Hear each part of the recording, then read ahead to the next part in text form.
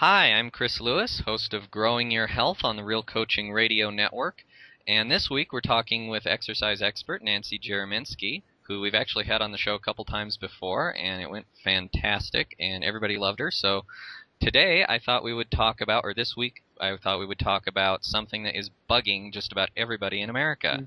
Something that we see more gimmicks for, more gadgets for, more infomercials for, and more ways to try to control. And we're going to learn this week that a lot of those are actually the opposite of what you want to do. And of course, I'm talking about the abs, the gut, the belly, or in many cases, the beer belly.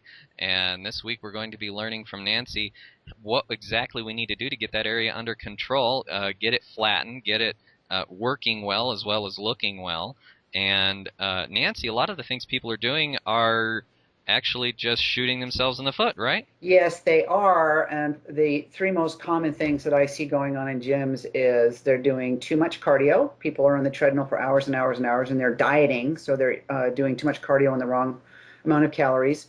They're doing crunches from the floor or machines, and they're doing way too many of those exercises. So they're shortening one part of the abdominal wall and lengthening another part of it. And then the last thing that they're doing is they're eating foods that actually inflame the gut. So it wouldn't matter how many. I've seen some really models that are really, really lean, and they have really pretty rectus abdominis, but they're swollen in their transverse abdominals, which is around their belly button, and that's food intolerances or allergies.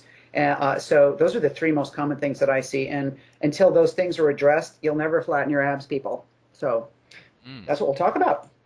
Wow, so most of what people are doing is actually wrong and Right. causing the problem to perpetuate itself. It is, and it's So, also adding to chronic pain and fatigue. So, which is another, we could do another whole show on that. But those three things are the biggest boo-boos that people are making out there, and unfortunately, the media is sort of propagating those myths about how to get a pretty abdominal wall. And the other thing that is well, who cares if you have a beautiful six pack if it's not functional?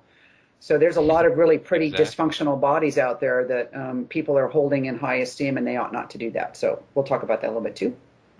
Yeah, you definitely want it to work well as look good. Right, right.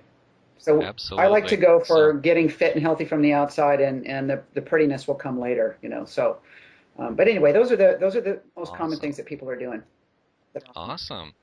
All right. Now, of course, we're going to be talking about how to do it right Mhm. and how to actually get that area under control. So, if you want to learn more about how you can get your abs flat finally and stop dealing with all this frustration that comes from doing the wrong things that everyone's telling you are the right Mhm. things, tune in this week, Tuesday at 5:30 p.m. Mountain Time, to realcoachingradio.com and click on Live Studio in the top left corner of the page. It'll take you right to the show, and you can hear all about Nancy's secrets and strategies for getting that area under control and getting it looking good and working good too.